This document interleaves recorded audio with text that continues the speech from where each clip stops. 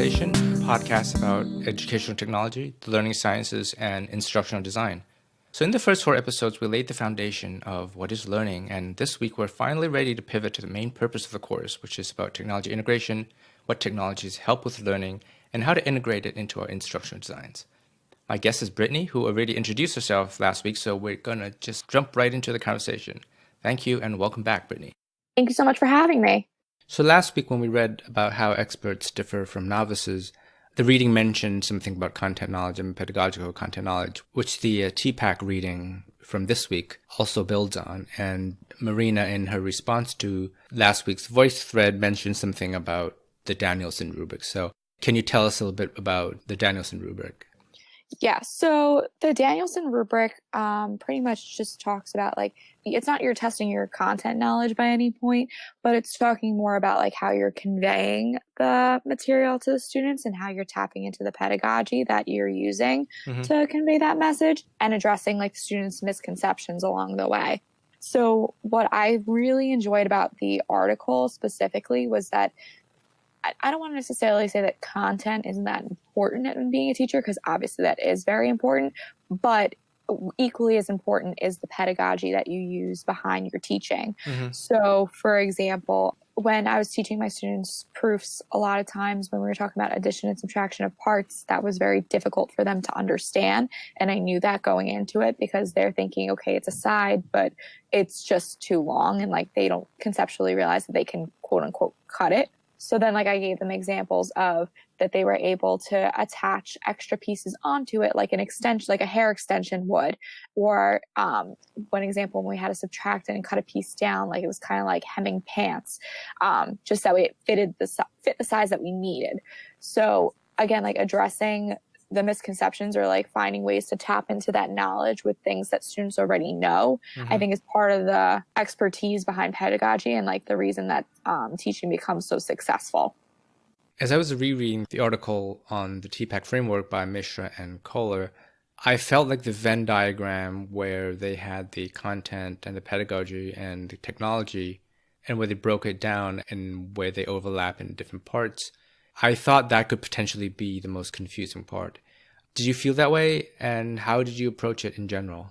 I agree. And I'm going to be honest with you. At first I was kind of wait, what? I really don't agree with them being entirely separate. I agree that more when they brought them together and they had that overlap, because again, as I mentioned in the last example, not only do you have to know content, but you have to know the pedagogy behind teaching that content or the misconceptions that students are going to have behind that content. Same thing with when it goes to technology.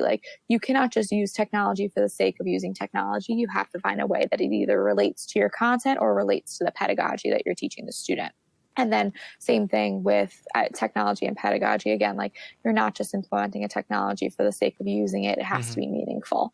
So when I looked at it separately, they did initially, and they just drew the 2 circles. I believe it was on page 120, where it says 2 circles representing pedagogical and 1020, content I think it's yes, 1020. I'm sorry. Yeah.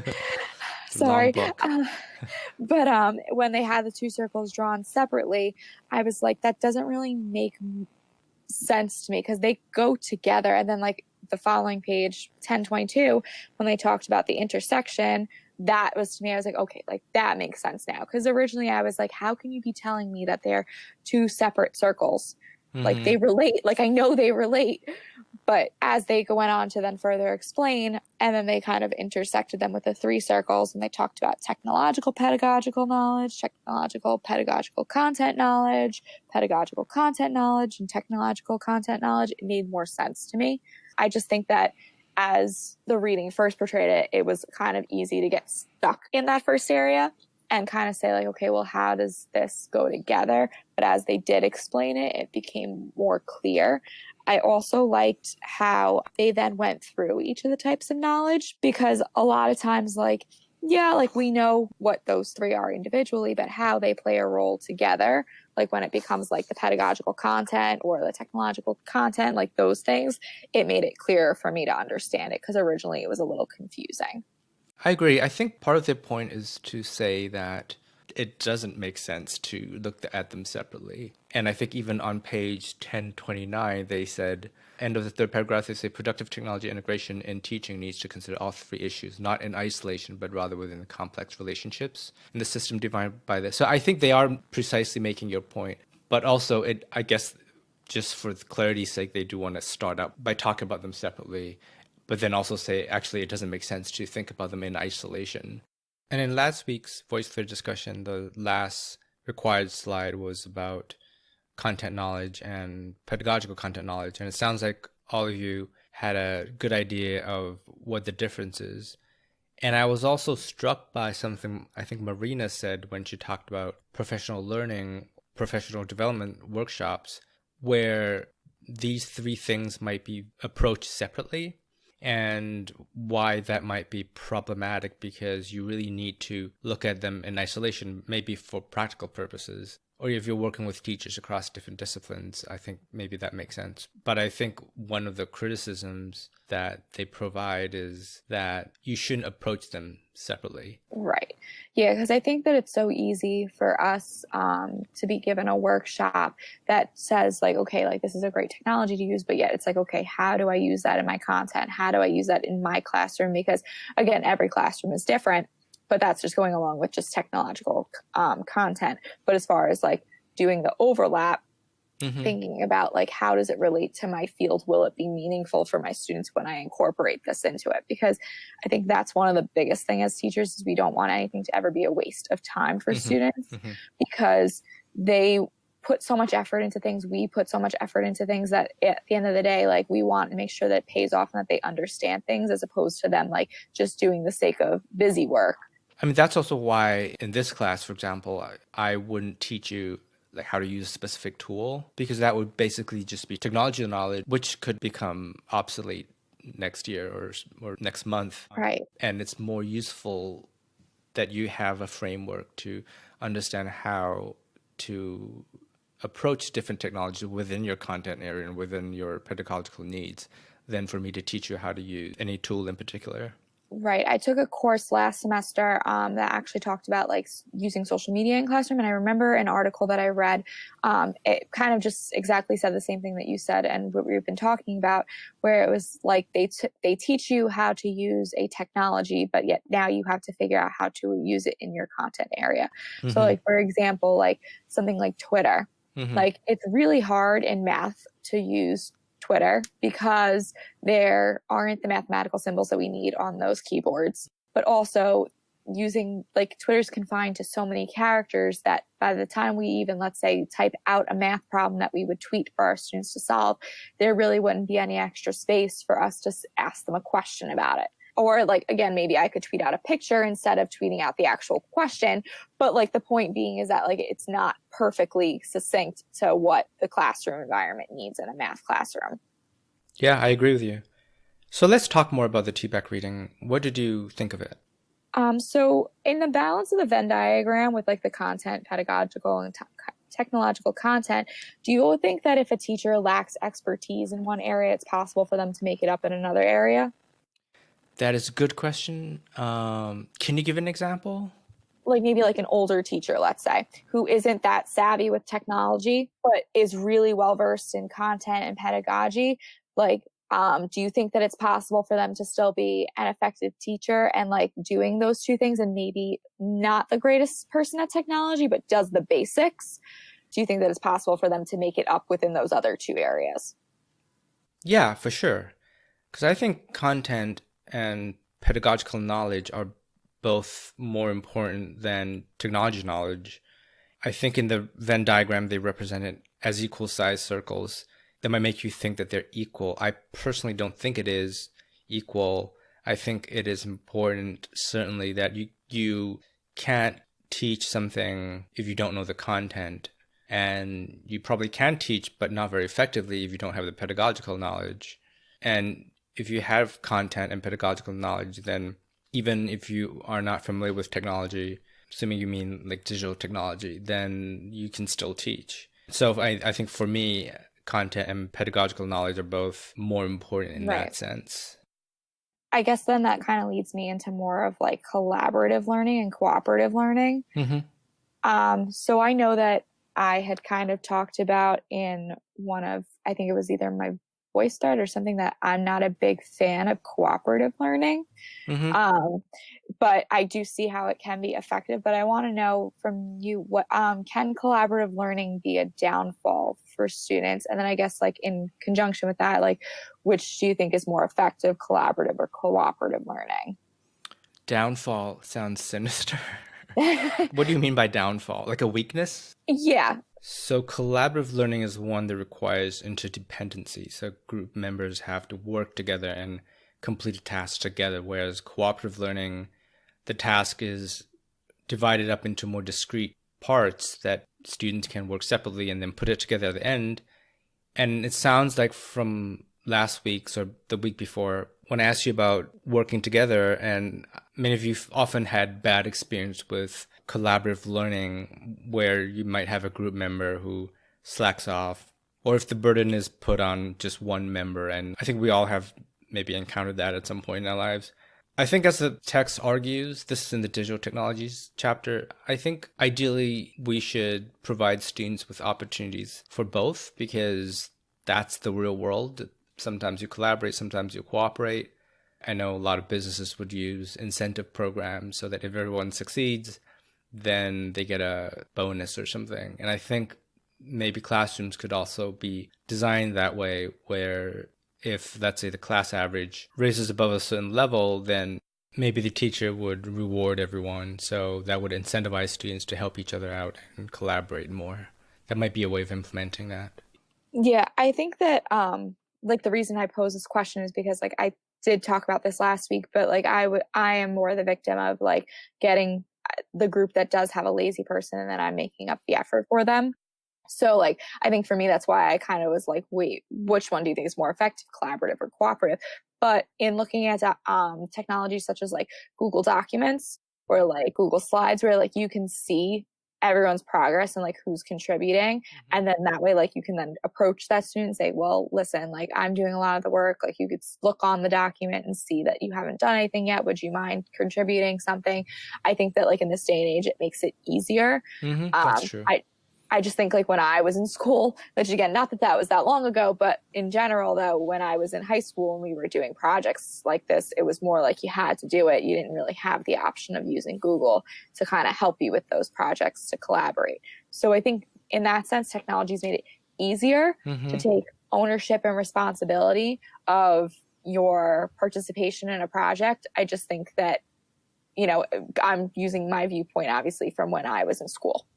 Yeah, that's true. I mean, even in this outline that I'm staring at now, you get I think you can look at the history to see who opened the document, who contributed. Yes. I often look at these outlines and I see someone hasn't looked at it for a while. That always makes me a little bit nervous. I guess that is also part of, to be a little meta again, that's why the podcast is designed to be collaborative, right? We are working on this together, and I guess I'm not being graded, but so yeah, there are some applications that would leave behind the history, and the teacher would then have to go and make sense to see who contributed and see how hardworking the group was as a whole, or if one student has been carrying the burden of the group. Because obviously then too, like you could always see like, okay, well, like person A only made the slide and didn't do anything else.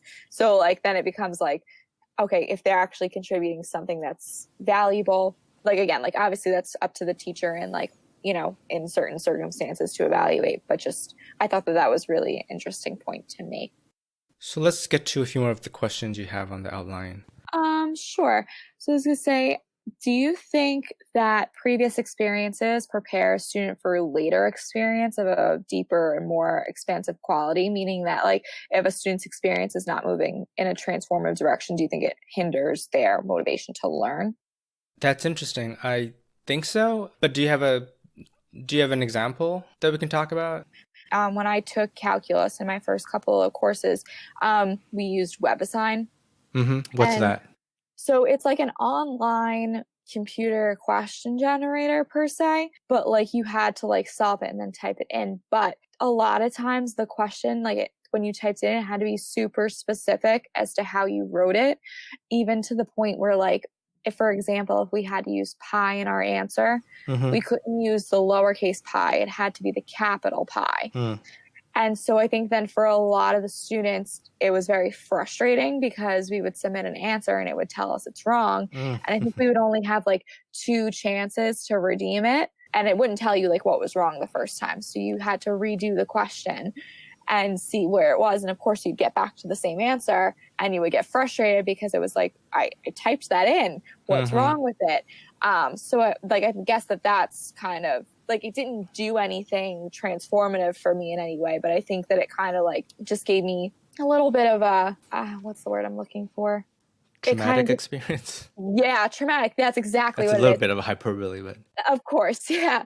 But like, I think that it kind of made me realize, well, like, and I kind of, every time I had to do it, I would leave that to be the last piece of homework I had to do because I was like, this is going to be a nightmare. So I guess like in that sense, like, do you think that like my experiences with that necessarily, do you think that that would hinder me from wanting to use maybe like that sort of platform with my students in the future, or in general, incorporating technology into math? well, I can't answer for you, so I guess maybe at the very least, it sounds like you as a teacher won't use that tool. Mm-hmm. It sounds like I've seen memes of this or something similar where there's a screenshot of someone saying someone's answer saying your answer is 7, the correct answer is 7. And they got it wrong, and it sounds like maybe somewhere in the system missed some symbol. Like I actually didn't even know there was a capital pi. Yeah. I mean, that sounds like an easy fix and also just really lazy design. So I think you're right. I think an early negative experience with something would lead students to be turned off by it later down the road. I think online courses would be one example. If you had a really bad experience with an online course, then you might not want to take another online course, or at least not take one with the same professor, right? So I think those early experiences or early encounters will have an impact on how you perceive it or how you use it later on. I also, I think this kind of question goes hand in hand a little bit, but do you think content neutral technology are more effective towards student learning than the technology that is more content specific? And I guess like content neutral, like an example, like Google, like the Google Suite applications, like documents or stuff like that. I don't know if one type of technology is necessarily better than the other. I think it depends on what you use it for. So with Google Docs, those have broad applications, but then you have more content-specific tools. And when I saw your question, I actually was thinking of platforms that allow teachers to create their own content. And I know a lot of platforms allow that and let teachers share it, which is helpful. The more user-friendly these platforms can be, and also useful so that teachers are not just creating online quizzes, but also allowing them to create meaningful engagement higher up on the Bloom's taxonomy. Those kind of tools would be really helpful. Right. I was curious like what your thoughts were on it, because I always think about like, for example, like last semester when I took, like I said, the online class, we had to find like different social media outlets that we could use that were, and how we can implement them into different disciplines. And after a while, some of them I was like, I don't know if I could use this in math. Like, I don't know if I could, but like, it seemed like a really cool idea. But I was like, I don't know how I can necessarily like implement that into my classroom, but yet would it still be effective if I did? So that's what I think that question kind of came from. So I think you just need to think of your learning goals first and then decide what technology makes sense and not the other way around. I know that sounds pretty obvious, but I'm not sure if that happens all the time, because sometimes technologies are there and we might be tempted to use them and not think necessarily about whether it's the best tool for that particular lesson. So that's what I think. I wanted to talk about the digital technologies chapter a little bit, where they talked about game-based learning and gamification. I was a little bit surprised that they had written somewhat favorably about gamification. And then later when they talked about game-based learning, they point out that there wasn't a lot of empirical support for that. I thought that was interesting because I thought there was more support. I think they said that it was shown to maybe show motivation, but the learning transfer is the thing that is perhaps in doubt. And I was a little bit surprised by that. So, I mean, let me ask you, like, I think that game learning through gameplay is important to keep students engaged, but I don't really know if students are comprehending the material that they are learning and forming a deep understanding of the material, or if they're just learning about it through the usage of games or social media or other forms of play, meaning that like they get distracted by like the rose coloredness of the game and they're like, okay, I'm just playing to play. Like when we were kids, we did like the I don't know if you did like the Reader Rabbit like games on the computer. And like, I'm going to be honest with you, like, yes, I knew that like it was a learning thing, but I was just doing it for the sake of like, it was a game that I was using, that I was playing. And it just incorporated technology into me getting further in the game. I mean, education further in the game. So I think that like something like that, I mean, granted, that's something from like the 90s, early 2000s. This is now how many years old, but I think that that's like an example of like kids not knowing what they're learning or like being subconsciously unaware that they're learning and just playing the game to play the game. I think that's kind of my fear through gameplay, is that students are just going to focus on the fact that it's a game, or it's that they have to use social media, or that they're, other forms of play, whatever it may be, that they're not going to then form that deep understanding of the material. I don't know if you want to counter that at all. No, I know what you mean. And also just wanted to, before we move on, clarify the difference between game-based learning and gamification. So game-based learning would be learning through playing a game, and gamification would be when you take something that's not a game and add game-like elements. So your progress report is designed with that in mind. And that's not a game. It has game-like elements, but it's not a game. That would be the key difference. Whereas a game that is used in a game-based learning scenario would be an actual game. And I just wanted to clarify that. And I also wanted to just add that even if games are effective, you also need to think about how long it takes to play a game. I know a lot of games can easily require 20, 30, 40, maybe even more hours of play. And that's a lot of time, and that the teacher can't afford to use if it's just for one topic. So I think that's also an important consideration.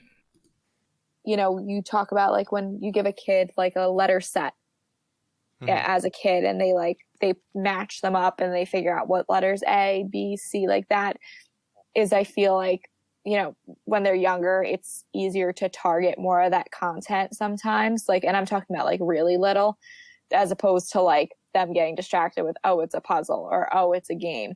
Whereas like when they get older, they're used to having fun all the time. And I think that like, again, they are learning then in a different way. It's just a matter of how, I don't want to use this word, but I'm going to anyways, like how blinded they are by the content that they're supposed to be learning, or the material. But yet, as you pointed out, that like, even though we're learning, like it might not be content, but they might be learning something else in a way. So they might be learning like the skills of like collaboration or cooperation, or like something that's more, I don't want to say practical, but in a way practical to the everyday lives, as opposed to them using the content knowledge that we're used to feeding them. And so when you say blinded, you're talking about, are they aware that they're learning what they're learning? Correct. Kind of thing? Yes. That's what I was like, I didn't want to use that word, but that's exactly what I meant. So I think that also kind of leads into my question when I say that will students ever take their learning seriously or be motivated to learn if they're instructed material through a format other than playing? I think play is a very broad term. I think often it is put in opposition of something more serious, or like work. But I think play is really important from a developmental point of view. And we talk about playing with ideas. I think there's risk-taking involved in play. So I think it is a very important part of learning. I don't think it necessarily is at the expense of learning. I think it just kind of depends on what role it has in your classroom and how it's used. Yeah, I definitely agree with that. I think that I think of my eighth graders all the time when I think of this question, because they love doing the Kahoots. They love doing like anything. Like they come in every day. They're like, "What are we playing a game? Are we playing?" And like they like bug out kind of thing, like freaking out. But yeah, I'm like, no, we're gonna be doing something else today. And then they're like, oh. And then they're like, why? And then like halfway through the lesson, they're like, but why can't we do Kahoot today? Like, and I'm like, it's not the day for it, guys. Like, we're not doing that today. Like, we're going to be learning something new. Like, we're going to do this instead. And they constantly come back to like that concept, I guess, of play. Even though I don't really consider Kahoot as like playing, because they're doing it individually for the most part. I think more of playing as like an interaction between the students, if we really wanted to be specific. But I always think of them when they think of that as like, you know, fun for them and a playing activity for them. And, you know, sometimes they are motivated, but sometimes they're just like, they're not focused on the lesson. They just want to be doing something else. Yeah. I mean, have you heard of the Questionlearn schools? No, I'm not quite familiar with those. So the idea behind Questionlearn is to design classes around play. And so their entire curriculum for multiple grade levels, I don't remember what exactly. I know they cover middle school. It's not designed around traditional content areas, although they cover the topics, so they still meet the standards. They're public school. But it's designed in a way where students are given what they call quests, and oftentimes students would initially be confronted by something that they can't do. Like in game terms, it would be like a really difficult boss fight, and they call it a boss fight. And then the teacher would then walk them through the skills and the knowledge they need in order to get there. And then that way, the student learning is tied more directly to their end goal. You can look them up. There are a lot of videos that are worth looking through. And so I think in that case, when you have an entire school designed around play, then play wouldn't necessarily be seen as something that's different, because everything is play or playful. And therefore, it's maybe less of a contrast as when you have a traditional classroom where play is framed as the reward. And so I think maybe that's one way to do it. I guess then also, if we're talking about like play or such, do you think that web-based homework and flipped classrooms lead to the depersonalization of education? Like I know as teachers, we know that a personalized education is crucial to a student's learning. So if a student's homework is generic, how much are they actually in turn learning and internalizing? Isn't a lot of homework generic already? Or what do you mean by generic? So like example, like the school that I'm in right now and I'm interning, we use Delta Math.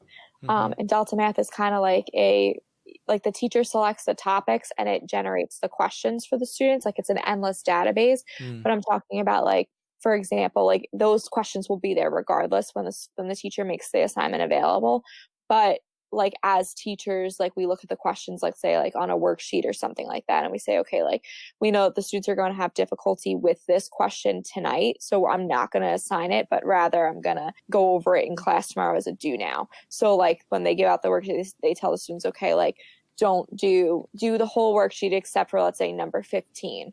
Like we're going to go over that in class tomorrow. If you'd like to start it and try and get try and see if you can figure it out, by all means to accept the challenge kind of thing. So I guess like that I feel like is more of a personalized homework and a personalized education, because they're talking about like, okay, I know based on what the students struggled with today, I know what they're going to struggle with tonight for homework. So therefore I'm going to give them something that can be considered a challenge that either they can try to complete tonight or I will go over it with them tomorrow. Like, does that make sense at all? That's interesting, because when I saw personalization, I was thinking of adaptive testing. So as you said, there's a large database of questions, and if a student gets it right, he or she is able to advance to the next level. And if they are not, then the system might provide easier questions or even a pop-up a tutorial to make sure that students are understanding as they move through. So that is what I think of when I think of personalization, whereas you're talking about something else. You're talking about personalization in the sense that the teacher who knows all the questions ahead of time is able to cater the questions better to students. I guess my response would be perhaps to have students take both and maybe do some kind of research or do some kind of comparison to see whether one outcome is better than the other and go from there. I think that would be my suggestion. Right. I want to talk briefly about the list of principles that was mentioned on page 188 to 189 of the Digital Technologies reading, box 8.3. So if you've taken courses by me before, you probably recognize this topic because we talked about spiral learning 2 weeks ago, I think. And this would be one of the topics that I would keep coming back to because I consider one of the most important, at least for educational technology, is important. And I was wondering, what do you think about it? It was really interesting for me because it allows like the teachers to create materials for math as well. And it gives us kind of like a way of like, I don't want to say to dispel like misconceptions, but in a way to kind of like beat students to the punch on like saying, okay, well, like for example, the pre-training principle, like students learn better from multimedia lessons when they know the names and characteristics of main concepts. Like I'm not going to do a multimedia lesson on something that I'm just introducing to students. Like I want it to be something that maybe like as they already kind of know the foundation, I can use it then for that.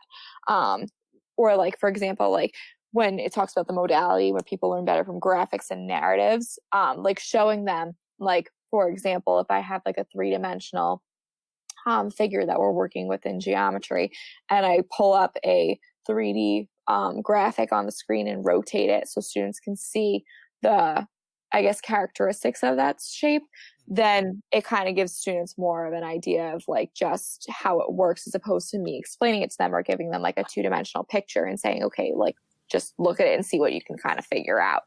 I think it kind of gives that extra depth with using technology and integrating it into the classroom. What I like about these principles is that they're presented very clearly on what combination of words, images, narration works best. And if you think back on your own experience, I'm assuming many listeners would have had the experience of attending a really bad presentation. And oftentimes it's because it violates one of these principles, the most common one being reading off slides. Yes. And I think that's one of the things that we might instinctively know it's bad, but right. Then when it comes time for us to do presentations, sometimes we fall into the same trap. If you think of the TED Talks, I can't think of any TED Talk in which the speaker reads off a slide. It's often the speaker is just speaking to the audience. There are no slides. And if there are slides, it's just images and videos. Right. I think that the point, not the point, but in TED Talks, most of the time when they have that photo, it's just used as like a reminder that what they should be talking about, not exactly repeating verbatim what's on the slide. Because at that point, it's meaningless to the student, it's meaningless to the viewer, because why bother listening to the person talking if I can just read it right off the screen? And it's not text heavy, even though oftentimes when people make slides, they still rely on text. And I think these principles lay out a good empirically supported reason and why we should not do things like reading off the slide. And I think it's really helpful for anyone who might be doing a video or even just when you're presenting to your class, something where you want students to be able to pay attention to the topic, engage with the presentation. Yes. So the last thing we need to talk about is the SAMR model. And I created a short video on it. I think it's pretty straightforward. And I aligned it with Bloom's taxonomy. And I was just wondering, what did you think of the framework or the model in general?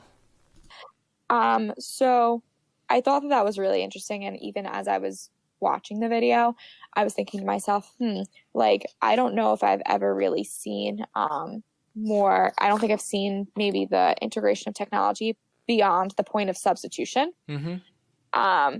So I wanted to get your thoughts. Like, have you ever seen schools use any other stage outside of substitution? And I mean, like, for example, like Google Documents, like we use that. I mean, that's, I could think more augmentation, but like when it comes to like reading a textbook online as opposed to reading it in person. using that as an example. I think it really depends on the kind of text you're talking about, because you can design some really interactive electronic text now, but I'm not sure how often it's read and whether all the tools are being used. And same with Google Documents, right? You can do a lot with Google Documents, like creating hyperlinks and using it for collaboration.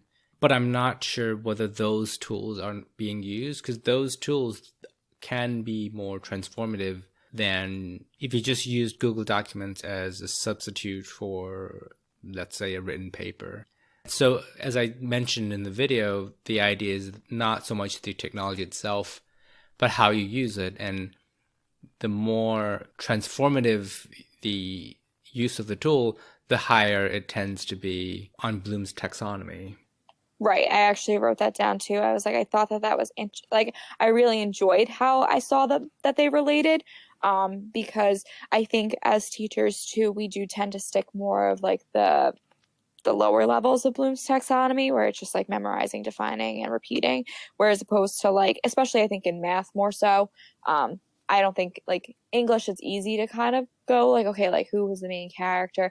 But like as you get into the upper level course, it's like, okay, create an argument for why Hamlet did what he did or something like that. I think that it's easier, whereas opposed to in mathematics, when, you know, you can't really like critique or defend something that's already proven to be true. Or like it's very hard to do so. You can do it, but like as far as like in a high school level course, you wouldn't necessarily be finding that. Maybe in a college level course that it would be more prominent. So I thought that was interesting though, just seeing how the SAMR model and Bloom's taxonomy related to each other. Yeah, I mean, have you heard of Dan Meyer? Different No. Meyer. No, I think have not. Jonathan in your class, or in our class, Yes. mentioned that, and Dan Meyer is a mathematician, but he uses technology to pose interesting questions, like real-world questions about mathematics.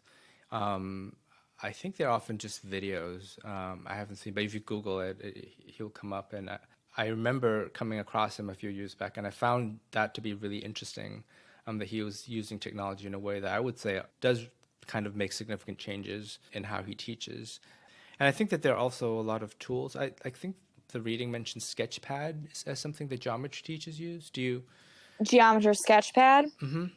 So yeah, we don't use that in our, I mean, at least in my building, we don't. Mm-hmm. So I can't really speak personally. I have taken courses here at the university where like we've had to use it for projects. I mean, I think it's a great way to kind of like modify and redefine some things. It's kind of more of Well, so what does it do? so pretty much like you can create your own shapes from on the Sketchpad and then kind of interact with them on that interface, which is kind of like cool when you're like, you can rearrange like the vertices of a triangle to create new triangles based on a triangle that's already pre-existing. You can do intersections of circles and shapes and figuring out like if I rotate that figure within the circle, like what happens kind of thing. I think that it's like good for like applying and analyzing, but I don't think it's more like it does kind of create some things, but I don't think like as far as like what the video uses like an example with like creating games that go with learning, I don't think that it necessarily does that. Right. Yeah. Yeah. Is there anything about Bloom's taxonomy that you want, just in general, that you want to talk about? I mean, I'm pretty familiar with Bloom's. I mean, I can't speak for the rest of our class, but I mean, like, I do enjoy the fact that Bloom's taxonomy kind of challenges the teacher to give more higher order. I know that that was something that like I always struggle with, even though like I'm familiar with it. It's a matter of like, and I always say that like when I've came in and gotten observed by like my professor, we've talked about how like I need to use more of Bloom's taxonomy. And like I said, I was like, well, this lesson was a really bad example of it. I was like, because this was something that like they were just learning for the first time. Yeah. So That's it's like a good point. So I was like, so I really can't get to that higher level quite yet with them if they don't have the foundation. I was like, it is something that like, yes, I'm going to continue to challenge myself to do, But I was like, I just can't, you couldn't see it today because they just didn't. And like, they were also a class too that I know struggles with like learning new material on the first day. So I was like, I knew I wasn't going to jump automatically to that highest level of Bloom's taxonomy with them when they weren't even at the memorization or like repeating like phase. And like, not saying that they need to repeat verbatim to me, but like, for example, and I know that I mentioned a lot of geometry in my comments, but like that's the class I'm the most passionate about. I really enjoy that class. But like, they need to know kind of what I don't want to say what the necessities are, but they need to know the necessities of what makes a side angle side triangle congruence theorem, like how they get to that and what the definition of that is. And before they can even say, okay, yeah, that triangle is proven congruent by side angle side, like if they don't know what the characteristics are that make up that theorem and how we can get there, like using either like addition property or reflexive, those kind of things, then they'll never get to that part. So I think that's with Bloom's, it's just important that like we don't jump automatically to that creating stage before we go through the other stages first. Yeah, I think in my video, I said I like the pyramid because it not only showed the hierarchy, but it kind of shows you maybe a ratio as well, in the sense that you can't have every class be about creating something. You still need to start at the bottom. And I think the way I think of the taxonomy is to think of it in terms of something you can look for in a unit to make sure that these activities are there or that it reflects the taxonomy. Right. But that you're not always going for the higher order thinking because you still need the lower order thinking stuff. Yeah, I really like the pyramid myself. That also, and I kind of think that like, I think of it more as like, okay, like the basis of a pyramid, like kind of when you're doing a rock wall, like the base level is always the easiest one. But as you get further and further to the top, there are less rocks that you can grab onto. And I kind of think that that's more of like, again, like as the higher you get on the pyramid, the harder it is, but yet the more rewarding it is when you're at that point. Right. So I like to think of it that way as well. Right. It's like you can't run before you walk. Yes. Or is it walk before you crawl? I don't remember. But what the idea is the same, right? So you can't jump ahead before you know the basics. Correct. Okay, so the last question that I would ask is, looking back at all the readings that we've done, we talked about the TPACK model, we talked about the different principles that the digital technologies chapter mentioned, and then you have the SAMR model. What is your takeaway, or how do you use these different readings to help you figure out kind of how to move ahead with technology integration? So we're just starting this discussion, right, for the class. So, but I was just wondering, again, just speaking for yourself, where do you see yourself moving ahead?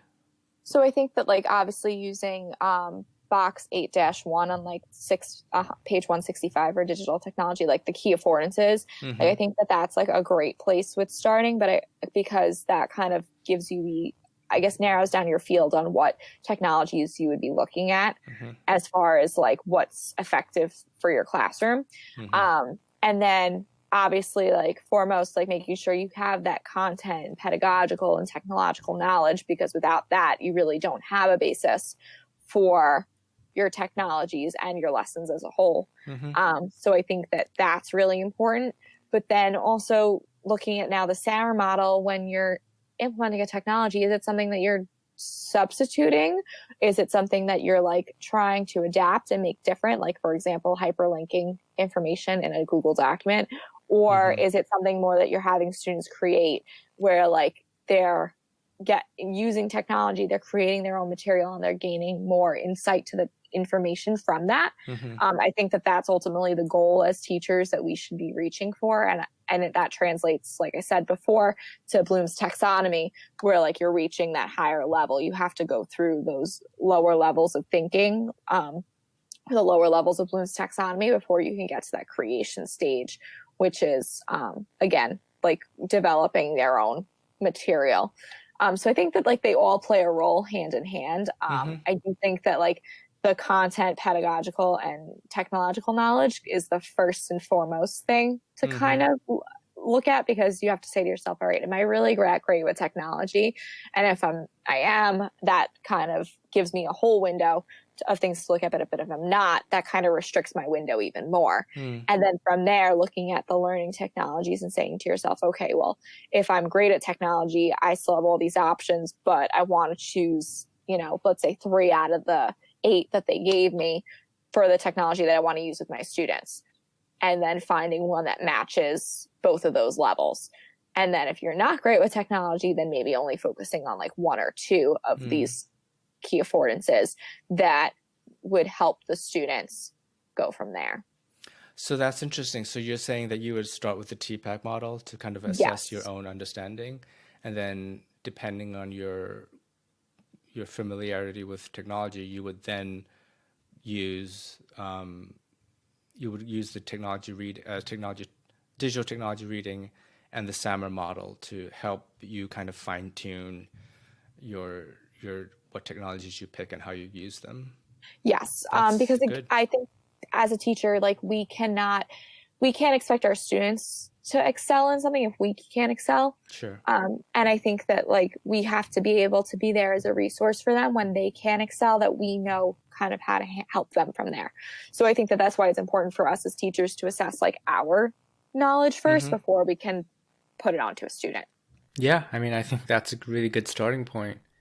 And I wanted to point out that just because your unit plan has Chromebooks or smart boards or iPads, that itself doesn't tell me how you're using the technology. I'm really going to be interested in not just what technologies you use, but how you're using it. Are you reaching the higher levels of SAMR model and Bloom's taxonomy? Are you using technology in a smart way that allows students to learn, and that you're not just substituting one thing for another? And so that's going to be where we'll be continuing this class moving forward. So I think that about wraps it up. Do you think there's anything else we need to cover? No, I think that that's about it. All right, then next week we're going to be talking about universal design. I know we touched on this topic here and there, but we're going to talk about it more specifically next week. Brittany, thank you so much for coming back a second time. Thank you so much. Thank you for having me. I'll talk to you later then.